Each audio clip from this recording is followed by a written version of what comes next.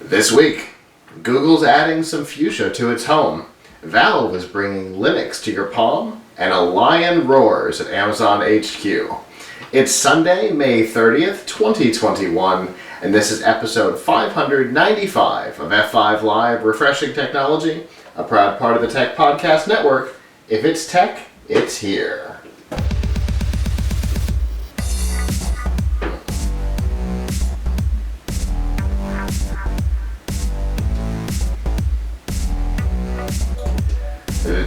Wherever you are and however you're accessing our show, whether it be on social media, Facebook, Twitter, Instagram, or Snapchat, through a podcatcher like Apple Podcasts, Google Podcasts, Amazon Music, Spotify, TuneIn, or a myriad of other options, through our live stream platforms, livestream.com, Twitch, Twitter, YouTube, or Facebook, or on our website, PLUGHITZlive.com. Thank you for making us a part of your day. There are two ways that you can do that. The first is Sunday night at 9 p.m. Eastern. You can go to f5live.tv/join us, and there you can chat with us in the studio, give us your feedback on the topics as we talk about them. If you're not able to join us live, that is okay. You can also go to PLUGHITZlive.com/subscribe, and there you'll see all of our shows, including F5 Live, The Piltch Point, PLUGHITZ Live Presents, First Looks, and a whole lot more. And of course, you can find all the ways to watch, listen, and follow along. Now, before we get started, I want to say it's good to be back.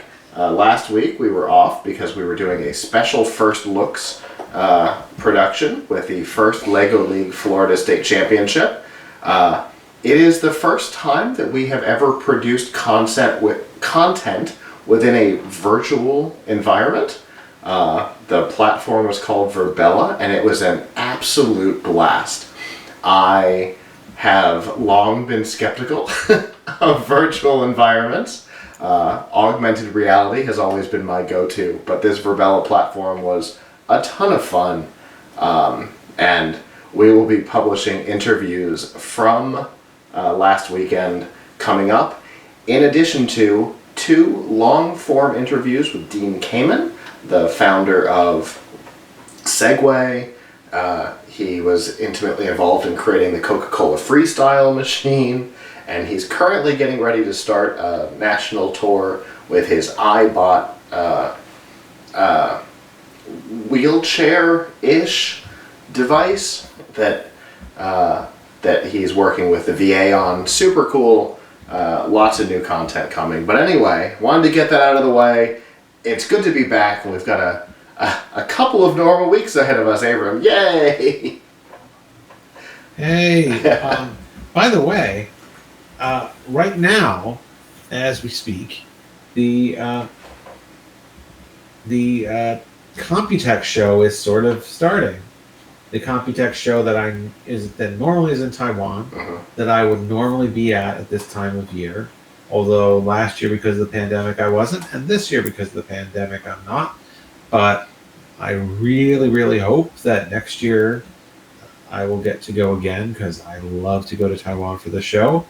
But so there's going to be some things happening this week in terms of, a trade show. Now, given the fact that there's no in-person show, the number of vendors participating and the excitingness,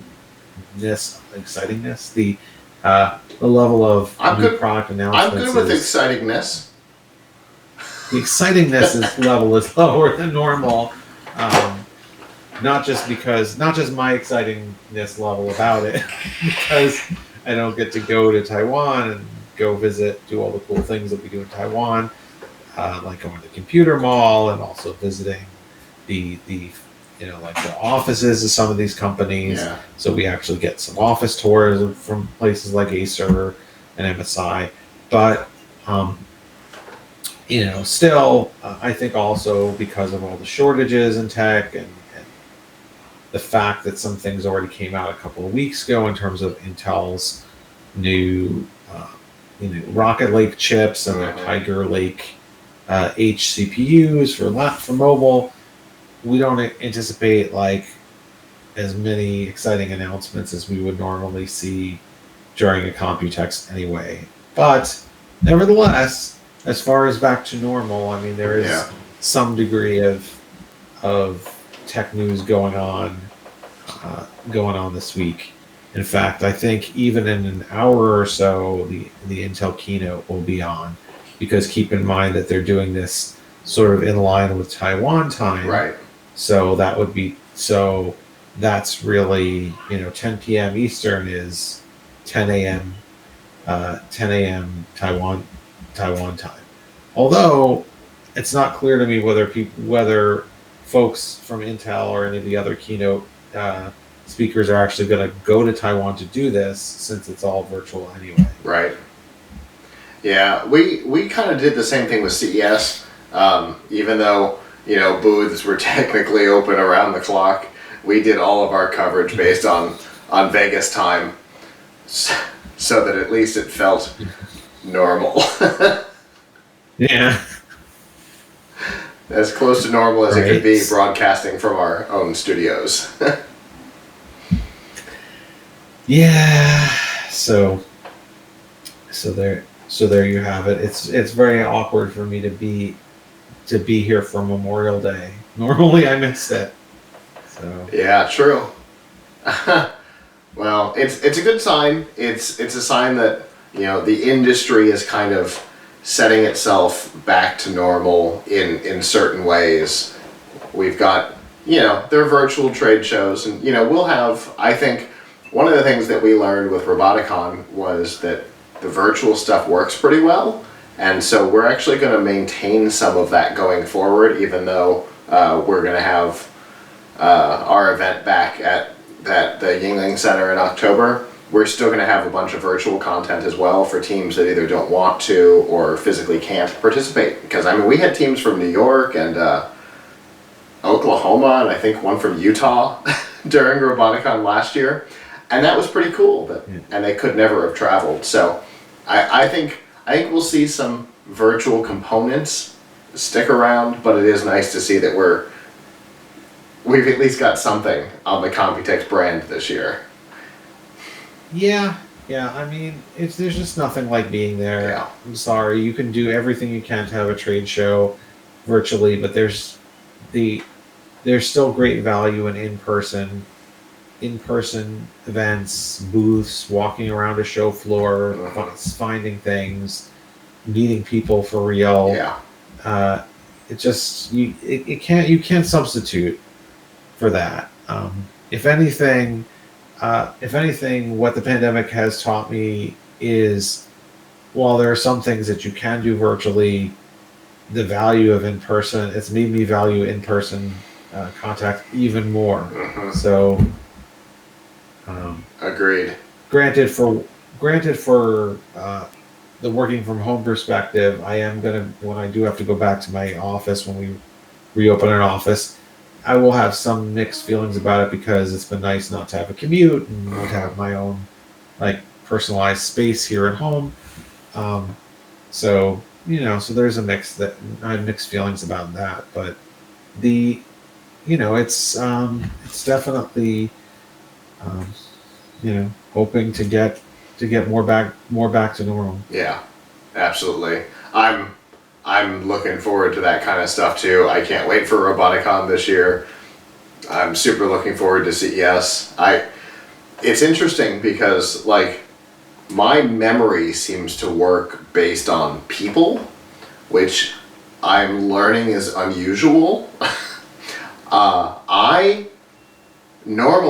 could almost tell you the episode number, the order of interviews that were conducted during CES. This year, I could barely tell you the names of people. I can barely tell you the companies that were part of our show. And it's so weird because it's not all that different from the viewer's perspective, from what our people were seeing. It's not all that different, but I don't know. I bet I couldn't tell you 24 of the interviews that we did out of the 100 or so. Yeah, I forgot a lot of it too. It's just not as memorable when there's just so much sameness about it. I think is the issue right there. Yeah. Well, at least we're gonna get some stuff from Computex. people should definitely be following Tom's Hardware for stuff throughout the show. But we've got some news to discuss, and let's get down to it.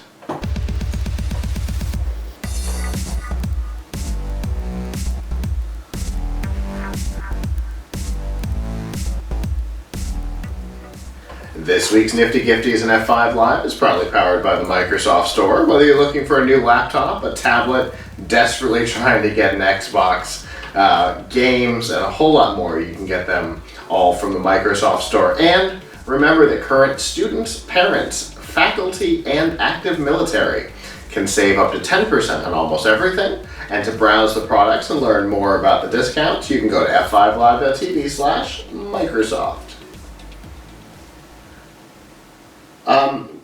In the past, we have discussed some of Google's interesting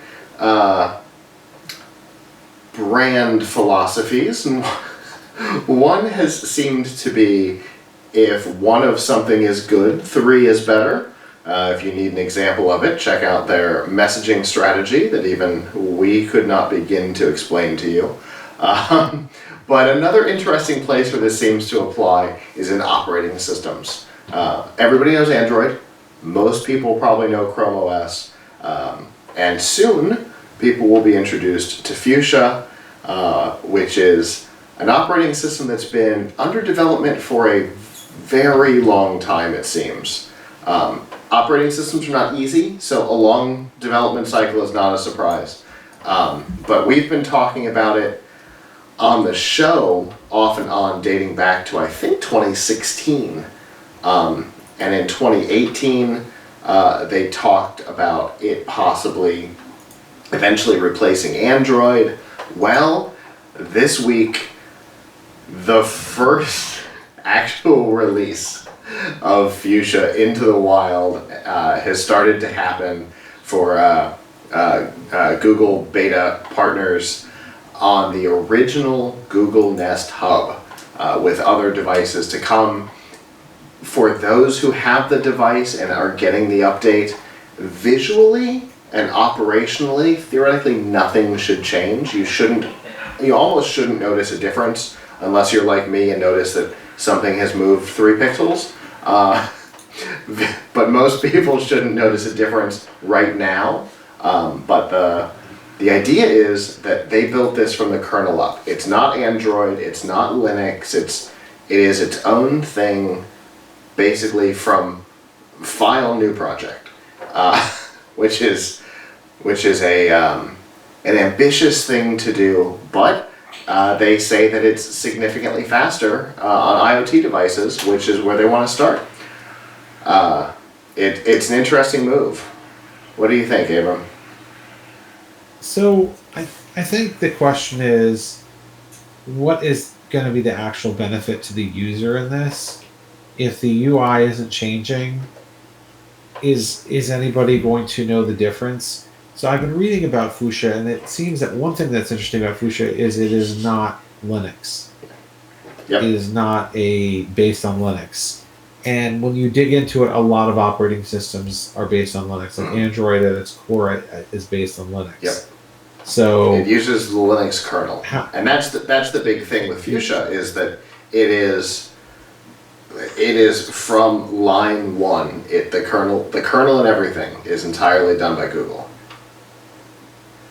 Yes. So I don't know if that would give me confidence. I think I'd rather have something that was a part of the Linux project, because that's been maintained by a very open group in Linux. But, and there's been a lot of work done on it over a long period of time. Yes. I mean, I think the fact that Linux is so ubiquitous is what should build confidence in it. So, I mean, I think what we're learning now is, it used to be, thinking about this makes me kind of think about how I've thought about operating systems over the years. It used to be so exciting to hear about a new operating system. Like, oh, how's it going to look? Is it going to have what's the menu structure going to be like? Is it going to be better looking than Windows and Linux and Mac OS? But I think what we're seeing here is it's not really about the looks because you can theme anything. Mm-hmm. It's about the kernel, the underlying code. And I mean, looking at some of the advantages that Google claims for Fuchsia is it's secure. I've not seen an operating system yet that says it's not secure. Yeah. Right. Now, in fairness, every task in this OS happens within a sandbox, and apps are generally not allowed to make system calls, which is an impressive theory. Of course, yeah, I mean, the M1 was promised to be this super secure processor, and this week we find out that there's a whole channel that's easily accessible. So, I mean, the thing is, this is true of all computer security. The ultimate security is to not be able to do anything. Sure. The ultimate security is to turn off. The ultimate security is to have an EMP pulse that wipes out all technology, and then you won't have to worry about somebody getting into your email or malware or anything like that. But if you want to actually use computers and the way that they're intended to be used, there's some degree of risk because you want programs that can actually do things. Yes. What's a program that doesn't have access to the system? Well, maybe that's a program that can't tell you what your battery life is. Maybe that's a program that can't use your camera. Like, if the more you limit what the programs can do, the more you limit functionality. So you can't have it both ways. If you want ultimate security, then you lose functionality and it becomes lame. So you have to live with some degree of risk. Absolutely. Sorry. And we learned, you and I learned this in the early days of Windows 8 when you were working on the battery tester, and we were trying to figure out how to get the battery information. And because they don't give it. Because UWP, right. Well, it wasn't UWP at the time. It was Metro, was all like super sandboxy. We weren't even able to get the battery information from the system. Right. So, exactly. So if you really want, I'd rather take the risk and be able to do things with my technology. So on the other hand, it's not really clear where Fuchsia is really going to be rolled out. It's not going to replace Android. It's probably not going to replace Chrome OS. So if it's going into a bunch of smart devices, I don't think most people will know or care. Yeah. And that's the thing, right? Over the years, the plans for this operating system have been super minute and unbelievably ambitious. Because in 2018, several executives were quoted as saying that the plan was that it would eventually be the unification OS and usurp Android and Chrome OS. And we said at the time, eek.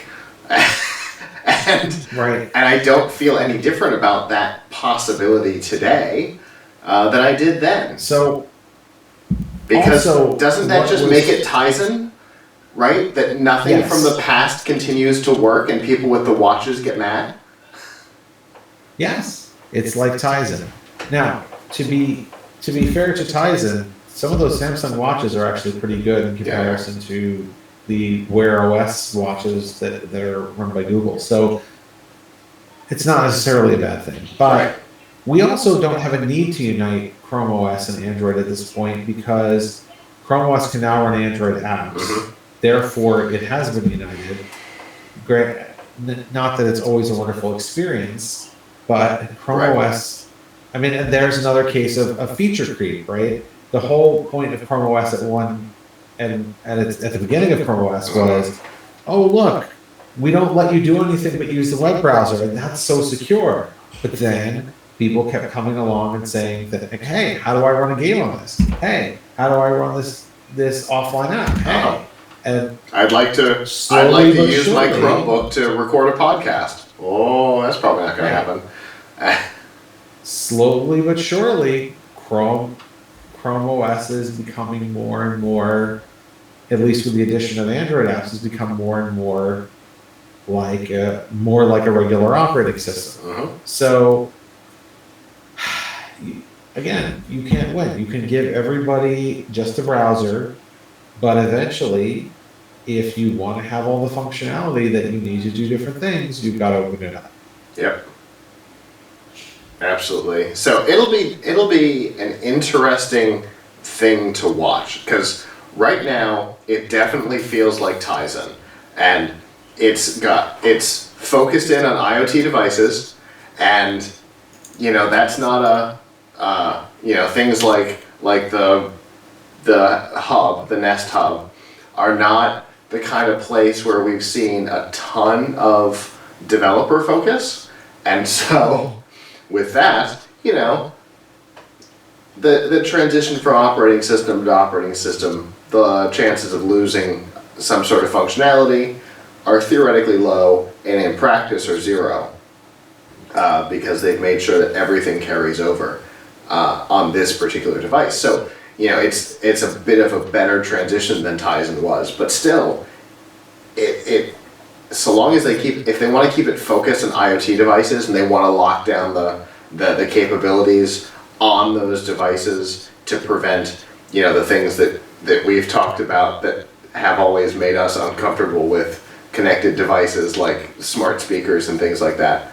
Okay, I can see where this would fit in, but the idea of an entirely sandboxed experience where every call happens externally and you've got to have special access to certain APIs and to be able to make system calls, there's no way it grows outside of these niche devices for all the reasons that you said. So, I don't know. It'll be interesting to watch. We don't know what the future looks like. We do know what the short-term future looks like. Google wants to be comfortable with where it is and its performance before they start a wider rollout, and they will be focusing on the IoT connected home type devices, the Nest Hubs and things like that. And then from there, we'll see what happens. But I don't know. I can't see their original plans working out. That's my current theory.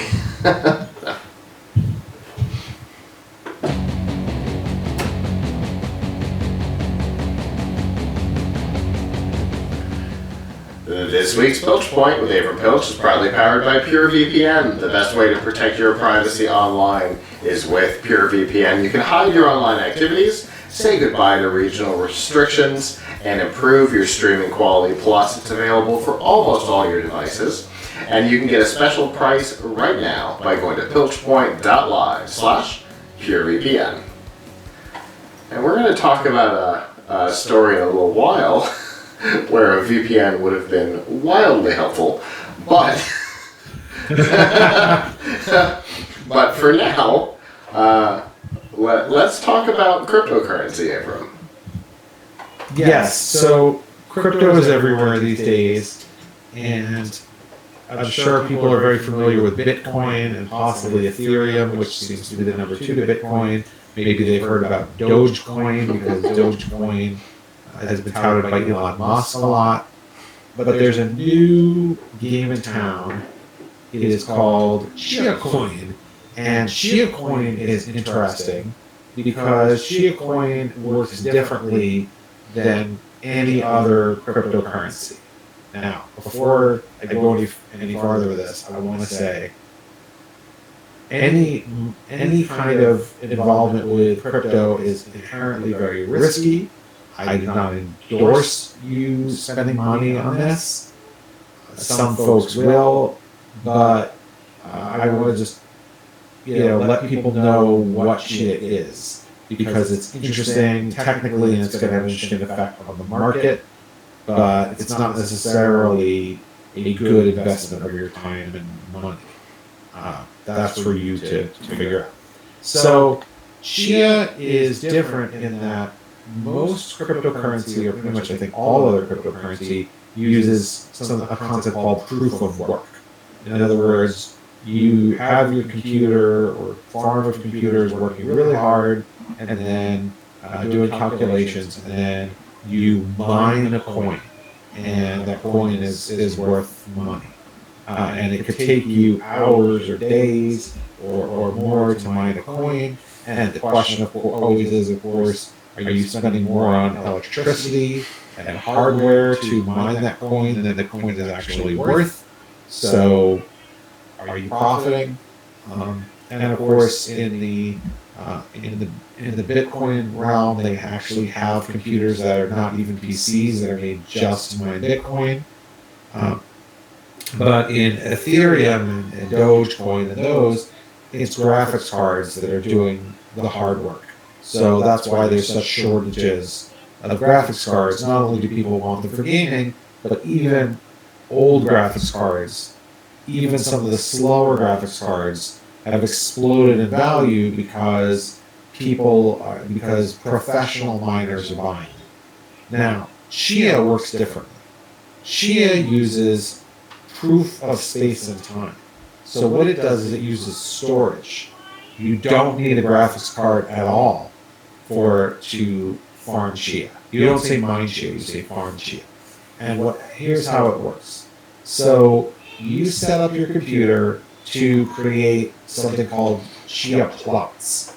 Think of it almost like a real farm. You've got plots where you're planting your seeds.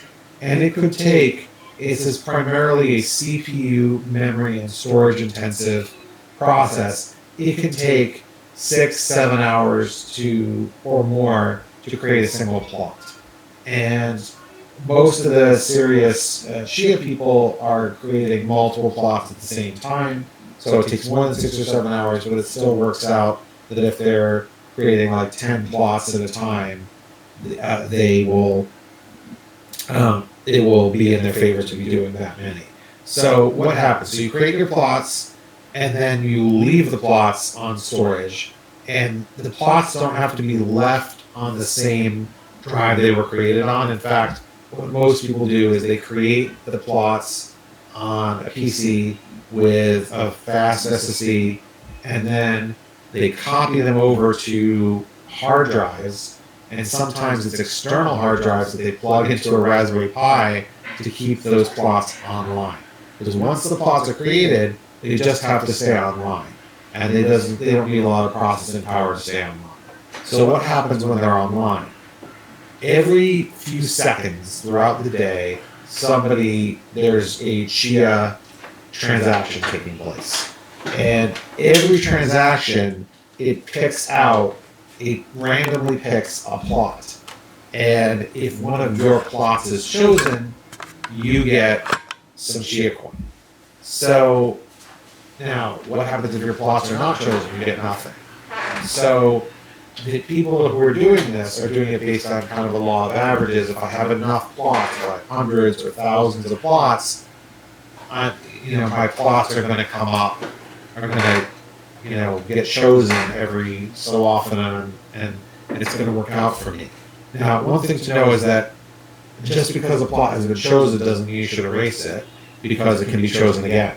So the goal is to just keep building more and more and more and more plots, and then leave them connected to the internet on a hard drive or really lower, more bulk type of storage, a hard drive, not necessarily an SSD, and wait for them to be chosen so you can collect some Chia coin. Right now, a Chia coin is worth $784. Now the problem is this is getting more popular. So where your odds were so 2 or 3 weeks ago, now the odds of an individual with just a few plots, just a few terabytes worth of plots. One plot is about 108 gigabytes, right? So if you're getting like a 5 terabyte hard drive, maybe it'll be around 48 plots you can store on there. So you got to figure, okay, how many plots do I need to keep coming up and winning on a regular basis? The odds aren't great, but they are next week or the week after going to start a pooling system, as exists right now for Bitcoin and Ethereum and others, where everywhere there will be pools, and you can join in with hundreds or thousands of other people who only have a few plots, and each and will basically share in the earnings. So that's that's the gist of what Chia Coin is. The company that the Chia Foundation that is behind it touts the the environmental friendliness of this currency because it is a low power currency compared to something like Ethereum, because once you have built the plots, your hard drive sitting at idle and can be connected to a low power computer like a Raspberry Pi. So therefore, it's not using nearly as much electricity as something where you're constantly operating a computer at full bore with all of the the CPU or the GPU operating at the highest possible wattage. That's fascinating. I guess a couple of questions on it. The first is, obviously the machines that are holding the plots have to be internet connected. Is there software that's running on those computers? Okay. Yes. So we have an article, if anybody actually wants to see how this is done, we have a couple of articles on Tom's Hardware about this. We have one called How to Farm. We have many articles. We have How to Farm Chia Coin, and we actually have an article about how to farm Chia Coin specifically with Raspberry Pi. Now, I want to differentiate between plotting and farming. I mean, the whole process you could call farming, but you absolutely do not want, and we haven't even tried to create a plot on a Raspberry Pi, because that would probably take weeks or days to create one plot. But once you've created the plot, you copy it over to a hard drive, and then it can be on a lower power PC or a Raspberry Pi, and that does have to be connected to the internet 24/7. Now, what happens if you turn it off one day or your power goes out? Nothing, but you just don't have the chance to win during that time. Got it. Think of it like a bingo game. Numbers are getting called, and you must be present to win. You leave the room. Yeah, if you leave the room, okay, you left the room. So nobody takes your Chia coins away if they go offline. Like once you've won, you've won. Now, the fact that you have to quote unquote win, I have to admit, makes me a little uneasy. Like at least if you're Bitcoin mining, like you mine this and you're gonna get something, right? But assuming you get a block. Yeah, maybe that's the issue too. Right? Yeah, the assignment of blocks is the thing that's your luck of the draw on Bitcoin. Okay, so I guess you can't be guaranteed to win anywhere. Nevertheless, there obviously are large companies. People forming large farms and large mining communities, whatever, for all of these things. So, this is a very controversial topic. First of all, is going where we already have graphics card shortages. People are worried about SSD shortages, hard drive shortages, and they're not wrong. What we are seeing is tremendous price hikes and shortages of 4 terabyte and larger SSDs. 1 and 2 terabyte, not so much, because you don't want. 2 terabyte is getting a little more expensive, I guess, but nobody wants to do this on a 1 terabyte. The other thing to keep in mind is, though you do want to plot it on an SSD because you need the speed when doing it. You need fast write speed. You need fast sequential write speed to do this. But an average consumer SSD is not a good idea, and in fact, the Chia Foundation recommends that people try to buy enterprise server SSDs to do it, because you have to. If you were buying an SSD for Chia, you want to look at the TBW of the drive. What is the total bytes written before the SSD will wear out? Maybe not everybody knows this, but your SSD has an expiration. After a certain amount of bytes written, terabytes written, an SSD can no longer, the NAND flash wears out, and you can no longer write to it. You can still, I guess, get your data back off and read from it, presumably, but you can no longer write to it. Now, that number is astronomically high. So for a normal person doing normal stuff, you will probably never have that situation. You most of the time you're just launching apps, and when you are writing, I mean, we're talking about 500, 1,000 terabytes written. That means if you had a 1 terabyte drive, you would have to write over the whole drive 1,000 times, right? The entire drive. So very unlikely scenario for a normal person doing normal computer things. But if you are building plots, and each plot, like, it takes up 108 gigabytes, but the actual space that it takes to build the plot in terms of writing and erasing things, I think is more like 3 or 4 or more times that. It might even be closer to a terabyte of data that is being written during the process. So yeah, it's very easy to kill your consumer grade SSD in a matter of, if you were doing a lot of plots, in a matter of days or weeks. So that's something to consider. We have on our best SSDs page a list of the best SSDs for Chia, and we're just looking at ones that are readily available consumer SSDs, and we're recommending 1,200 TBW for every 2 terabytes of drive. So a 2 terabyte drive should be 1,200, and a 4 terabyte drive should be 2,400. But even that is, if you just keep churning out plots, you will use up within a couple of months. If you're just churning out plots 24/7, there's an interesting question here, which is, at what point are you going to run out of hard drives? Because if you keep, like, your primary storage drive, you're not going to fill it up and get rid of it. What you're going to do is you're going to build a whole lot of plots on, and then you're going to copy them to hard drives, right? Or really inexpensive SSDs.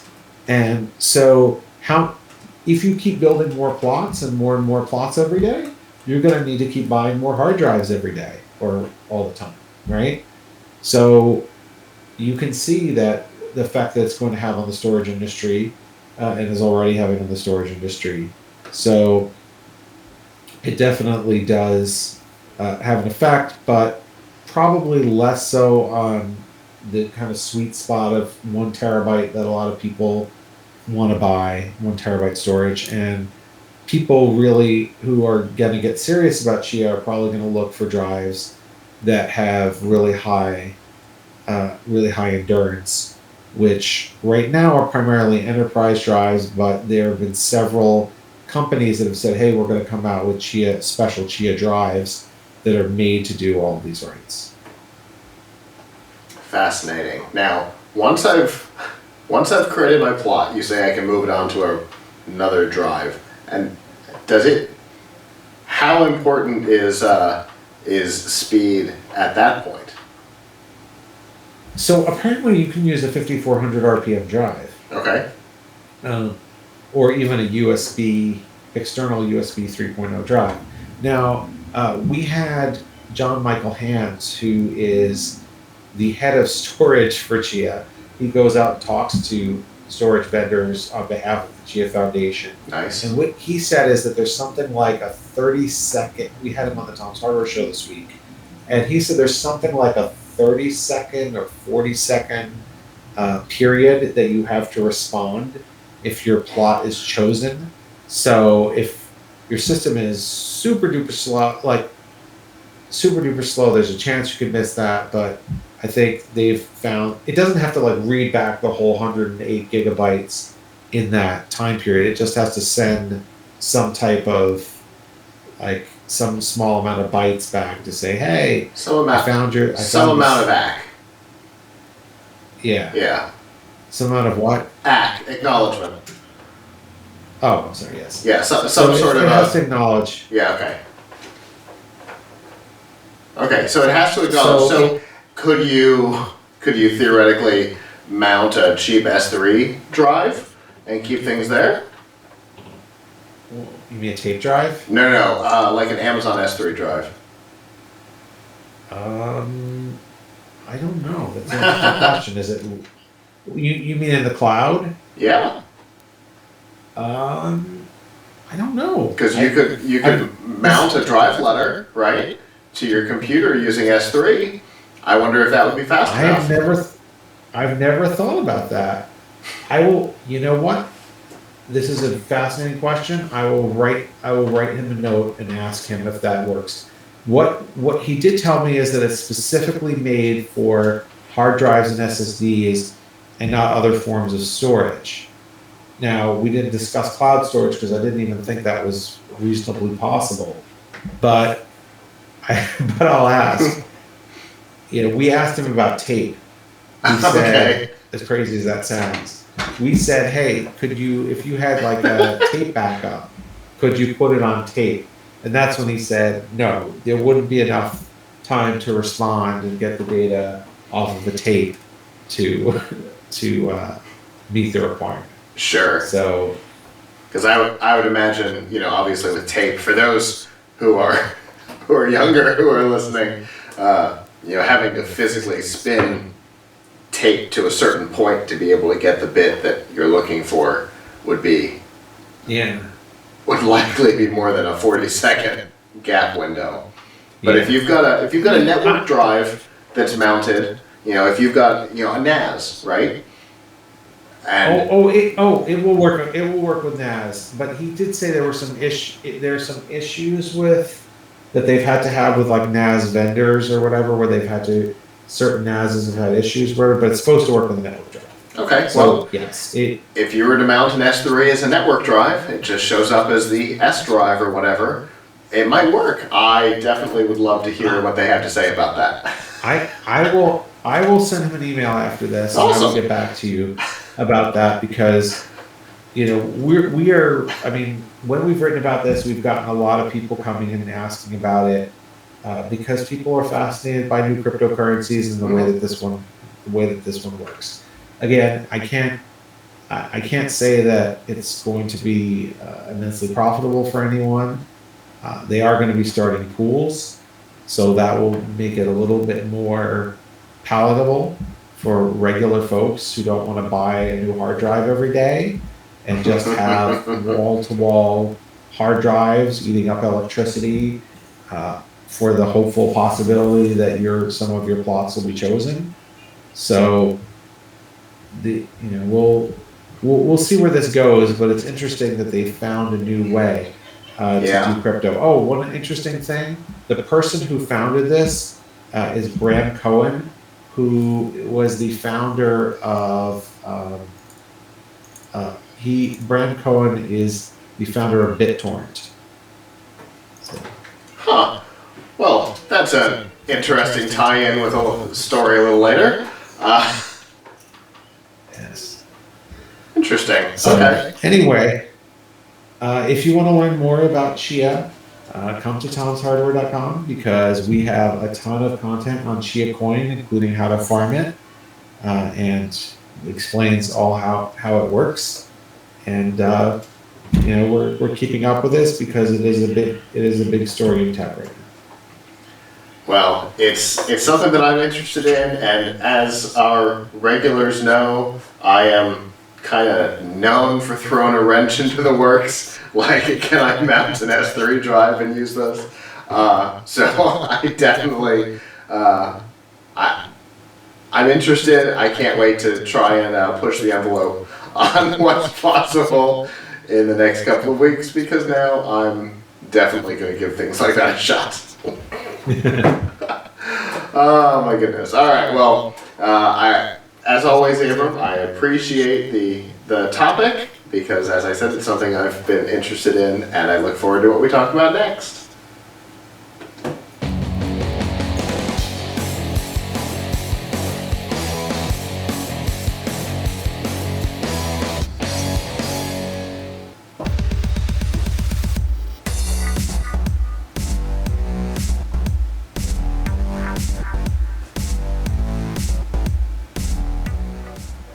This week's Extra Life in F5 Live is proudly powered by Loot Crate. Whether you're a gamer, anime fan, or pop culture aficionado, Loot Crate has got a crate for you. They curate a bundle of collectibles, apparel, figurines, and more that you can't get anywhere else.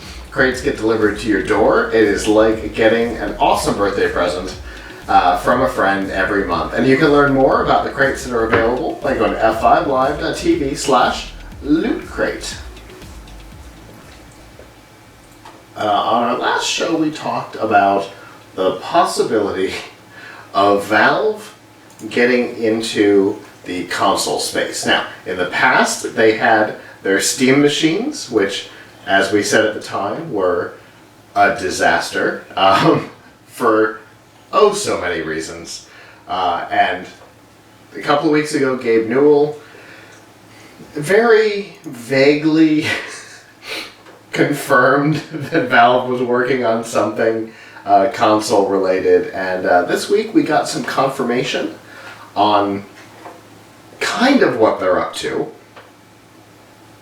They are building, there is a prototype, there's no guarantee that this will ever come to market, but they do intend to talk about it this year, so that's a good sign that it probably will. They are building a Switch-like handheld device without the removable controllers for Steam games. Couple interesting things here. The first is that it is very much Switch-like, right down to kind of the placement of a number of controls based on what a couple of publications have gotten their hands on. It is also basically a full PC. Now, we've seen Switch-like PCs out in the wild, mostly from some Chinese vendors, but we did see Alienware at CES 2020 showed off a prototype. Concept UFO. So, I mean, there are other Western companies playing in this space, but we haven't heard Alienware say anything else about it since. Whereas Valve, it has a prototype that they're willing to start talking about and confirm when rumors hit. Valve has confirmed that yes, that is the thing. My big concern here is, I know, going back to our first topic, this system is Linux-based, and we know that the Linux catalog on Steam is significantly smaller than the Windows catalog on Steam. So it's going to limit what you can play on it hugely. Yeah, so you know what else I was thinking about? Do you remember the Razer Edge Pro? Yes. So, oh my god. So I was just looking this up to remember when it was, and it was about 2013 that it came out. This was a Windows 8 based tablet, PC tablet, and it had you could stick controllers on the sides of it and hold it like this, and it like snapped into a thing. Yes, it snapped into a thing, and then you had controllers on either side. Yeah. And this was years before the Switch, and you could play PC games on it because it had Core i7 and NVIDIA graphics. Yeah. Now, I'm guessing that it probably got kind of hot, and I mean, I guess it didn't do very well because they didn't continue it after the first version. But it was a nice idea. So now, fast forward another 8 years, I mean, and we have something that's proven that the concept works. People love the Switch. So why not take PC gaming into a Switch form factor? I think that's great. The eternal problem with this is getting the processing power into a device that's small while maintaining good battery life and avoiding burning heat. So and and WoW fans. So it's tough. I guess Nintendo has done it by not having incredible amounts of power, but still you can play some pretty decent games on the Switch. So, and we're supposed to be hearing about a second generation of it, likely at E3. So literally within the next couple of weeks. Switch Pro, right? A Switch Pro, right? Yeah. So, but I mean, Nintendo has always had something else going for it, which is Nintendo's IP. Yeah. So, and Nintendo's IP was never dependent on having the fastest processor. So, Nintendo can get away with that. Whereas when you're in the PC space, it is tough. Also, let's keep in mind, PC games weren't made to be played handheld. Right. So, a lot of PC games are very keyboard centric, keyboard and mouse centric. So they're not really made to be played with something like a Joy-Con. So I don't know. I mean, I like the idea. I wish them well in this idea. It's true. Linux has issues, but even if somebody were to build this to run Windows, and as far as I could tell, I think the Alienware one was to run Windows. They would still have to solve issues with, with the heat and performance. So they obviously need. I think they're probably waiting. I'm going to guess that Alienware and anybody else who wants to do that is probably waiting for Intel's Alder Lake platform to come out, because Alder Lake is supposed to be more like an ARM processor, and that it has like several cores, and it has high power cores and low power cores, and so it seems like they're probably waiting for that, because probably the problem that Razer ran into, that a lot of companies would run into, is we can give you good performance, but you need something bulky, or we can give you something light, but you can't have good performance. Yeah. So it's a balancing act. Sure. It'll be interesting to see how they try to tackle the title problem. Because if they're going Linux, and it's obviously everything's at a prototype level, any aspect of this is up for change. So let's say, Valve and Microsoft, their relationship's been getting a little tighter lately.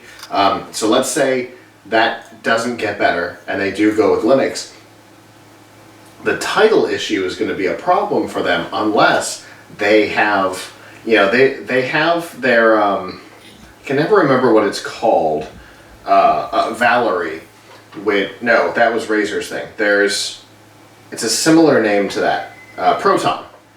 Steam Proton, which was the platform to allow Windows games to run in Steam Linux. It's okay, but maybe they're also working on a Project xCloud type thing, right?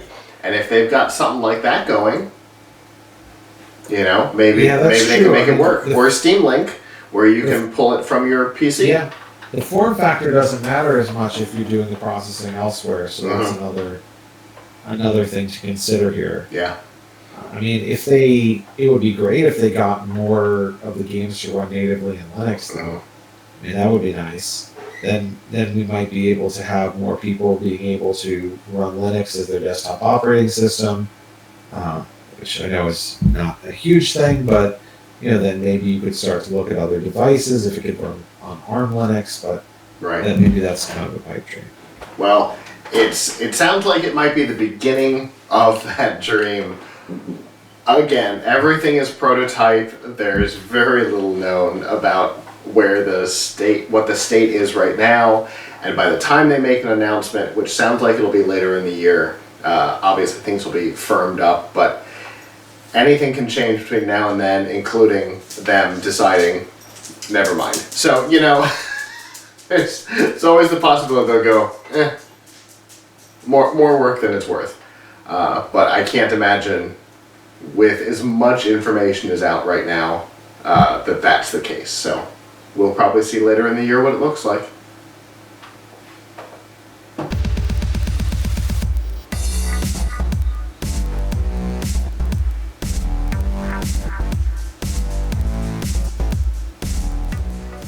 This week's news from the tubes and F5 Live is proudly powered by Malwarebytes. Whether you use a PC, a Mac, or a mobile device, Malwarebytes Premium is the company's strongest protection ever. It fights threats that traditional antivirus software can't stop. It actively blocks threats like worms and rogues and dialers and a whole lot more. And you can use your computer and mobile devices with confidence and peace of mind. To learn more and get a special price, you can go to f5live.tv/malwarebytes. We've been teasing this topic most of the night. So something interesting happened that is reminiscent of the past in a way that a lot of people may not remember. If you were using the internet in the late 90s, early 2000s, in the Napster, Kazaa, LimeWire, dial-up era, you might remember that the Recording Industry Association of America, better known as RIA, used to sue people a lot over pirated content. We used to cover it a lot because they would miss target in weird ways. My favorite will always be the grandmother who did not own a computer that was capable of installing the software she was accused of using. That will always be my favorite. But it happened a lot. There was a lot of mistargeting. The DMCA was intended to kind of help standardize what copyright protection looked like online, partially in the wake of and partially unrelated to what was happening there.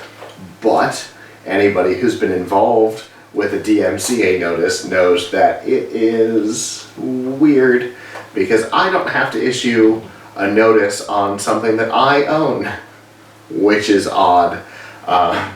People can issue those notices on my behalf, which I don't like. But that's kind of what happened this week. A Reddit user posted on Reddit about their experience getting an email from Comcast about a DMCA notice that Comcast received claiming to have been from, I can't remember the name, OPSEC Security, which is an organization that's used specifically for this type of thing. The notice was about a particular hash, and that hash connects to a Linux distribution, specifically an Ubuntu distribution, which is allowed to be distributed in any form.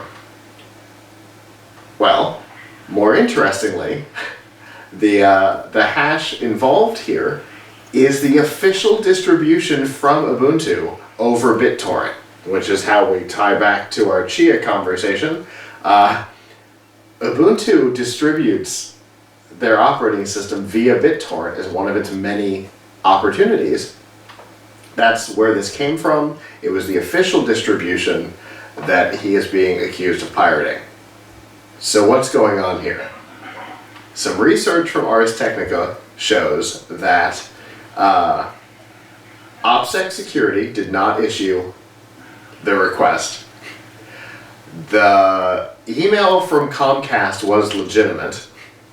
So somebody else claiming to be OPSEC Security issued this notice, which is completely bogus. Comcast, because they want to maintain their 230 protections, forwarded it on to the user. And the only way for them to handle this is with a counterclaim. A counterclaim requires this individual to provide a lot of identifiable information, name, address, phone number, a whole bunch of stuff, to the original complainant, who likely is trying to get him for something else. But that sucks, that the only way to handle this is with a counterclaim. There's no other process under DMCA to handle this. So what are his choices, Avram? He has to either take this hit from Comcast or provide all kinds of identifiable information to who knows who? None of that sounds good to me. So what is the hit? Like, what happens to him if he does nothing? So with Comcast, I think it works similarly to YouTube. I think the first one's not a problem. I think it's the second or third one that becomes a problem. But if somebody is trying to get his information to do something else, do it again. Then they'll just find another innocuous thing to hit for it. But the problem is, it's a felony. It's a federal offense to falsify a DMCA claim. But there's no way of proving it because Comcast won't get involved in the process, because as soon as they do, they're violating their 230 protection.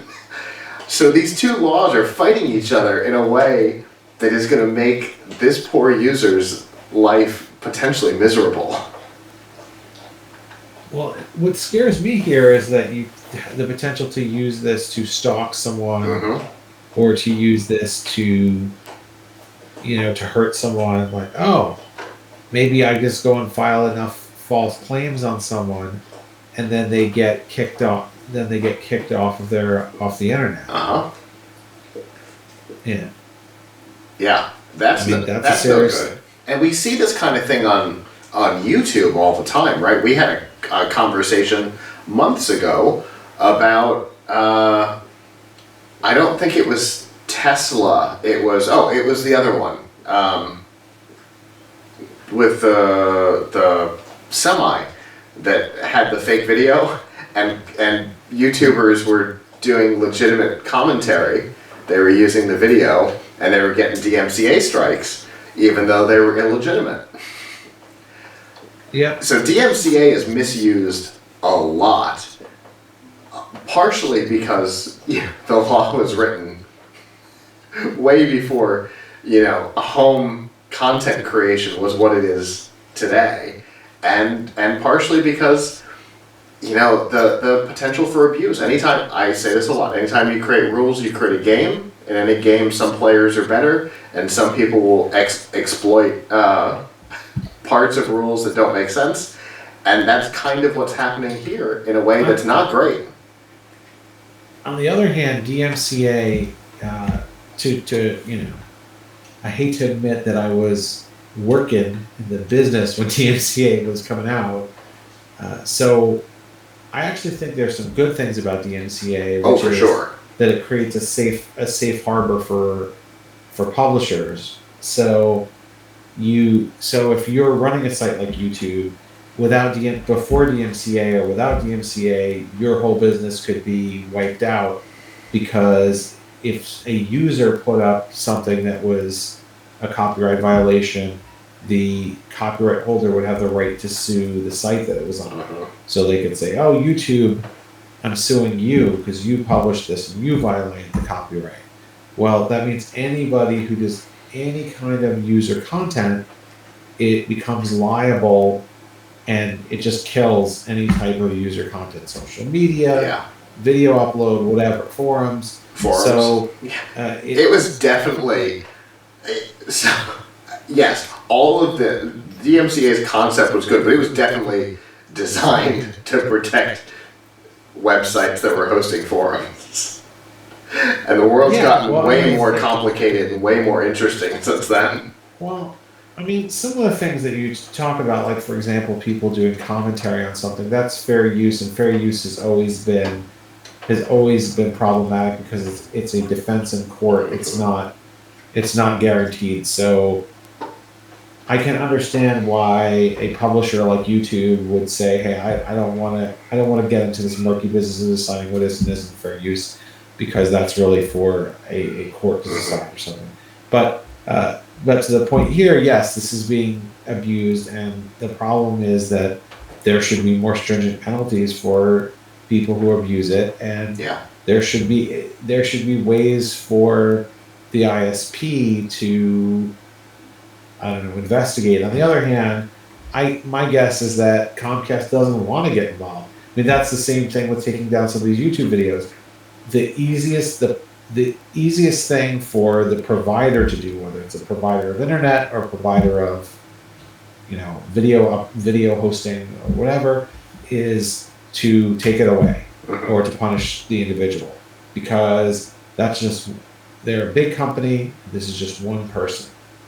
And if that one person is you will be really upset, legitimately so, because it's an injustice. But if you are, I'm sad to say, if you are somebody like a Comcast, you're probably like, oh, this is one person. I don't need the trouble. Yeah. Right?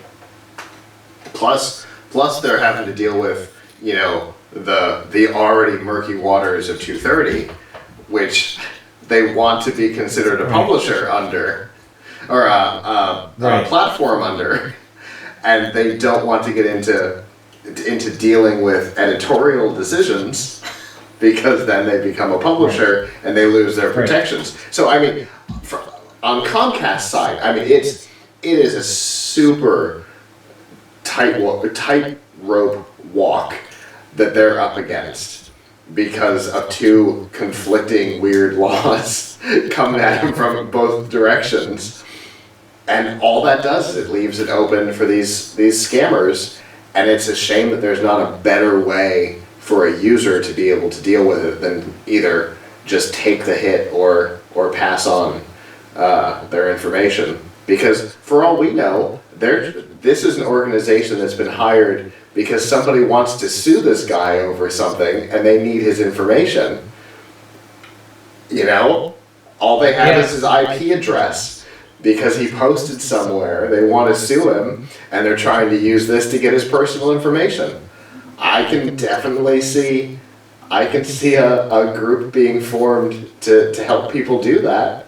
It's sleazy, but I can see it happening because it's almost impossible to do anything back.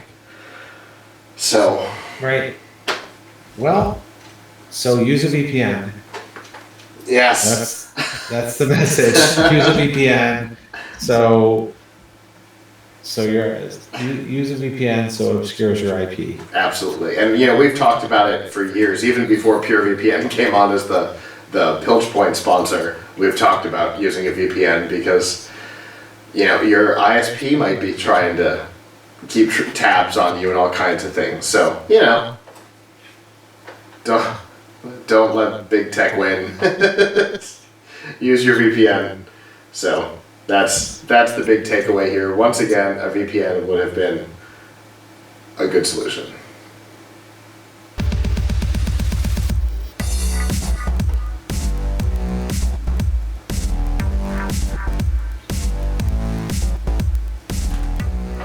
This week's DRM Not Included in F5 Live is proudly powered by Amazon Prime. In addition to your free shipping, you get a whole bunch of other features like Amazon Prime Music, which gives you several million tracks for free. You get free TV, movies, and documentaries with Amazon Prime Video. You get free video games and a free Twitch subscription every month with Amazon Prime Gaming, and a whole lot more. We've got links to all of these features, plus a 30-day free trial and the ability to give Prime as a gift, all in one place by going to f5live.tv/prime. So staying on the Amazon topic, and particularly Amazon Prime Video, Amazon made an agreement, a very large agreement, to purchase MGM this week. Now, that is MGM the studio, not MGM Studios, which is now Disney's Hollywood Studios. This is the long-running... And not the hotel either? Right, yeah. Not MGM Entertainment or whatever it's called. This is the movie studio and distribution system. $8.45 billion for this. Obviously, Amazon is trying to up its video catalog, right? We know that a lot of companies have been trying to get into content. Some have succeeded, some haven't. Verizon, Yahoo, AOL.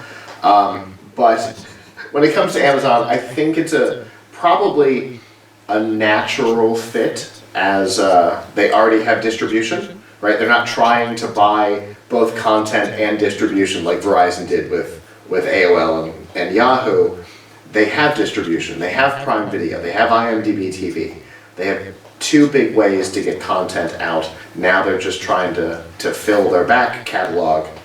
And MGM makes sense, right? I mean, MGM has been responsible for things dating back to The Wizard of Oz and The Sound of Music, although because of a very weird situation involving Ted Turner, Amazon doesn't get either of those movies.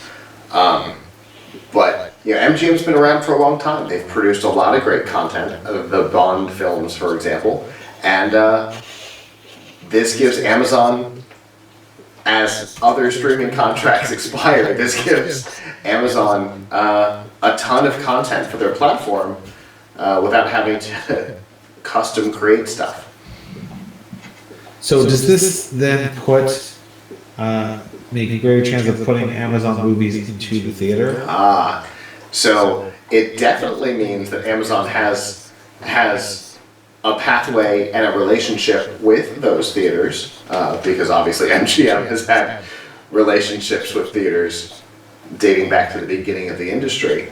But so yes, it's possible that we could see Amazon content show up in theaters more frequently. But on the other hand, the thing that I see here is the possibility of the industry starting to respect the streaming space more. We know that some big name people in the industry, including Tom Hanks, who has been very vocal on this topic, don't believe that content created for streaming platforms should be eligible for awards, for example.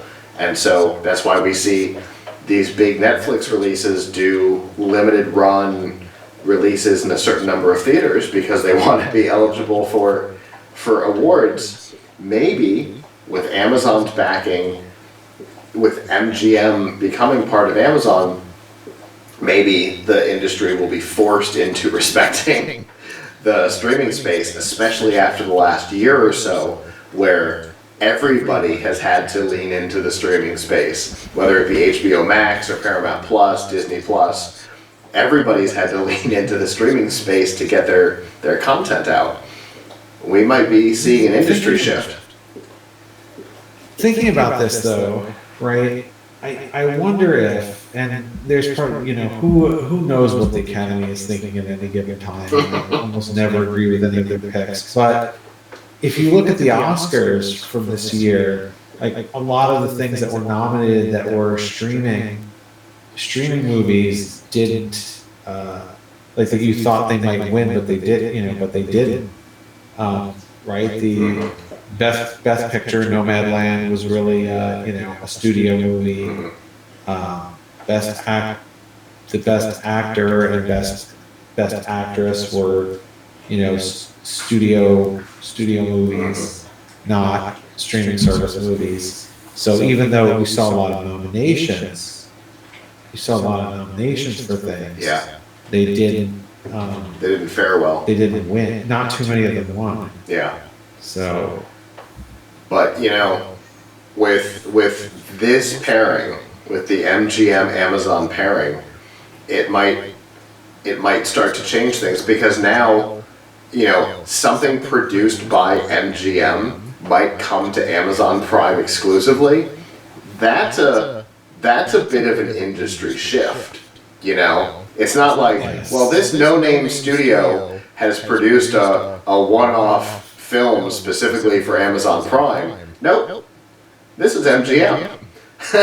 That lion roar and all. This is MGM coming to Amazon Prime. That might change things. I don't know. Do you think this means we'll have an Expanse movie? That takes something from Amazon's catalog and bring it to the theater. I doubt it. But it's an interesting idea.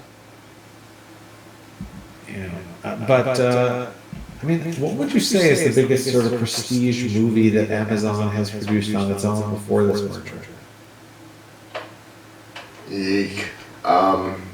That's kind of hard to say, right? I mean, there's shows that people like, but like, as far as, you know, I don't know of any Amazon things that have, like Netflix obviously has had quite a few prestige, you know, films and prestige films like The Irishman or Ma Rainey's Black Bottom, or, you know, there have been a lot of things that were like Netflix productions that were really prestige type of movies, but what, you know, what's Amazon's prestige movie? I don't know.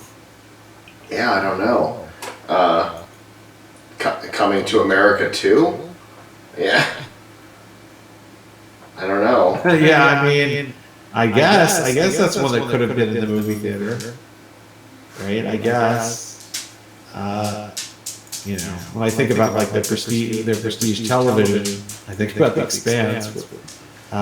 Sure. But and Amazon Originals. What was Borat is Borat? Yeah, I was thinking that too. Is it Borat? Yeah, well, Borat was actually nominated, right? It did get some Oscar nominations. Yeah, I think so.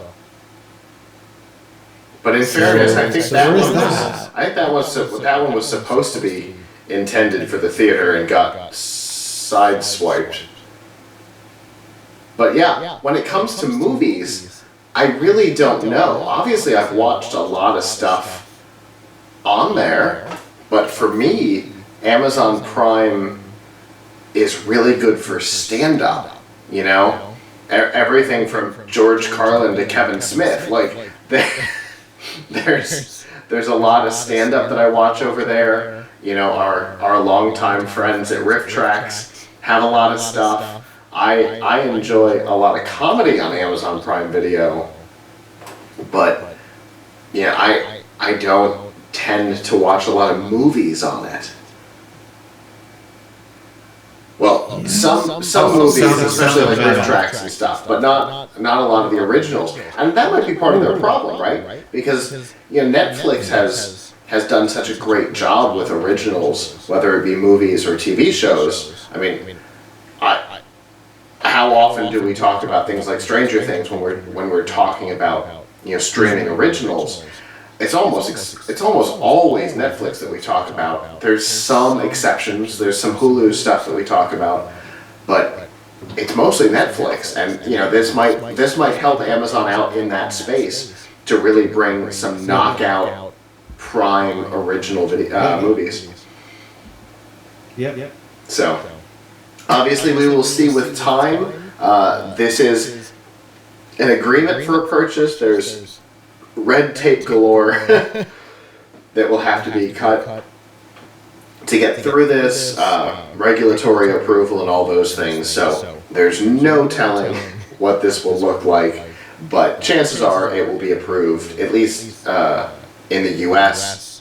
We'll see what some international bodies, the EU in particular, try to do. But my guess is that this acquisition will take a year or more to complete. So we'll have a little bit of time to speculate. Well, that is our show. Thank you to those of you who joined us live. We always appreciate it. If you didn't and would like to in the future, Sunday nights at 9 p.m. Eastern, you can go to f5live.tv/join us. If you're not able to join us live, that is okay. PLUGHITZlive.com/subscribe.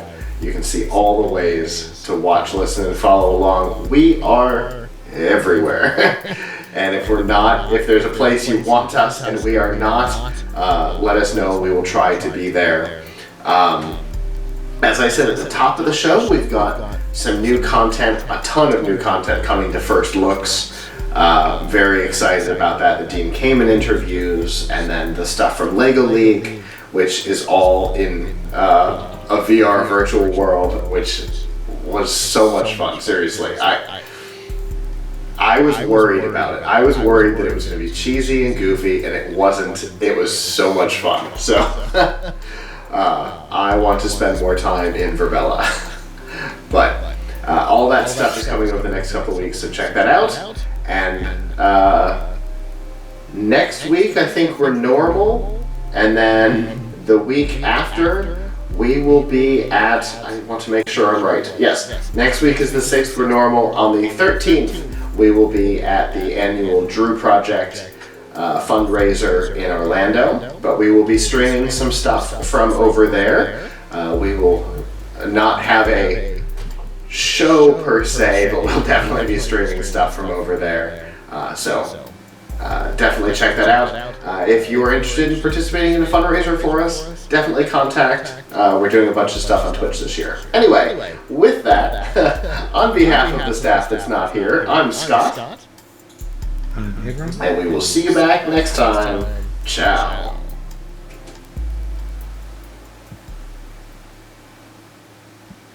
Hello YouTube. Thanks for watching, and I hope you enjoyed this episode of F5 Live Refreshing Technology. If you did, please subscribe to the channel down below, and of course hit the notification bell because we know that subscriptions don't mean much on YouTube anymore. If you've got topics that you'd like us to talk about in the future, please comment them down below. And if you'd like to not follow us on YouTube, there's lots of ways that you can follow along with our content by going to PLUGHITZlive.com/subscribe. There you'll see all of our shows and all of the ways that you can watch, listen, and follow along.